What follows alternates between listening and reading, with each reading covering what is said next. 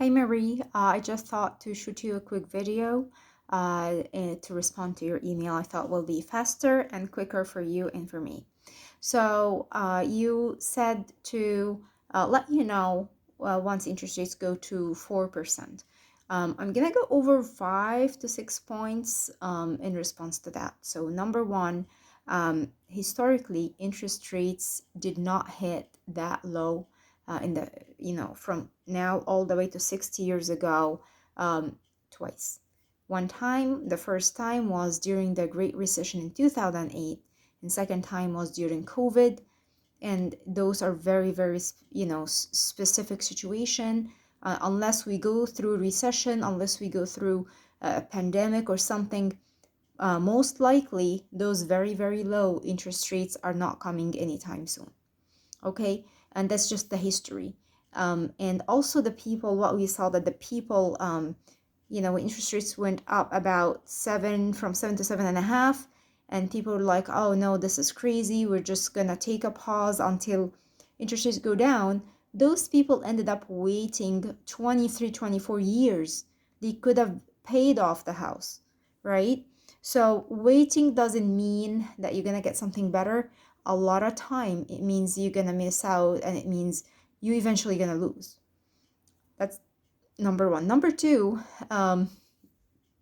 you really don't want the interest rate to go that low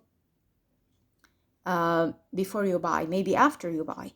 Because what happens is when interest rate is really low, not just you, but you and your competition will be able to overbid on homes. So if, let's say just hypothetically, right, if you're approved for 500 and interest rates went down by 2.5, 3%, now that 500 became 650, then you walk into homes and you overbid just like during COVID, 100 or 150, and guess what? You still cannot get the home, right? And that brings us to problem number three. The real problem is inventory. So the problem is we have more buyers than we have sellers, right? And that translates to higher interest, right? So when I have buyers and I don't have sellers, what's going to happen? People are going to fight over homes, and then they're going to say, okay, well, let me put a little bit more. And then the other one say, okay, I'll put a little bit more. And that say, I'll put a little bit more. And then guess what? So they have to control it, because if you lower the interest rates, the purchase power goes up. So eventually the Feds know that problem, that we don't have enough sellers. So if they lower the interest rates, it's gonna be very chaotic, and it's gonna screw things up really bad. So that's number three. Number four, I always say, marry the house, date the interest rates. You cannot fix the price of a home, but you can fix the interest rate, right? If let's say you have the best home right now, and you clicked with this home, and you're ready to pull the trigger on, like it is within your pre-approval. Ideally, you wish you can pay less for it, but it's still within your budget. Move on it, because number one, you're accumulating appreciation. The property value goes up just because your name is on the title. And if and when interest rates go down, you can refinance to get the payment that makes you more comfortable, right? But while you wait for interest rates to go down, you're losing on the appreciation of the home. So the home, every day and every month and every year goes by, and your name is on the deed, the value goes up. You didn't physically go to work to make this money, right? You made it because your name is on the deed. So while you wait for interest rate to go at 4%, you're losing on that. So I'd rather and right now, by the way, interest rates has gone down. So they have approached the 7%, and then they kind of went a little bit down. So we're about 6.75 right now, which is still excellent.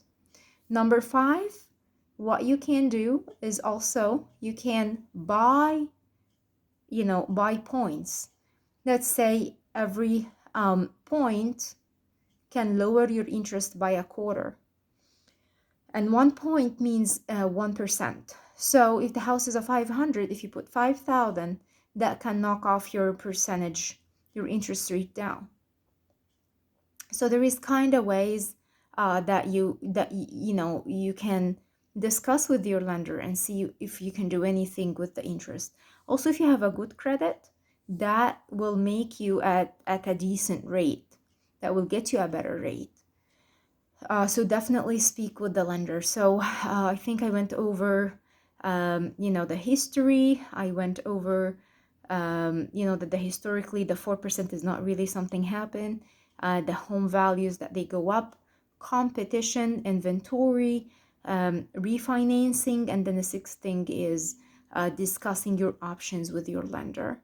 I tried to just give you, my thoughts in just such a short video. But if you want to give me a call and then we brainstorm it together and see what would be best route to take. Maybe the best route is not to buy and just continue to do what you currently do right now, or maybe it is to buy. But I'm happy to help you further if you still have a follow-up questions or want to explore this further. All right, and I wish you the best luck. Thanks, Marie. Bye.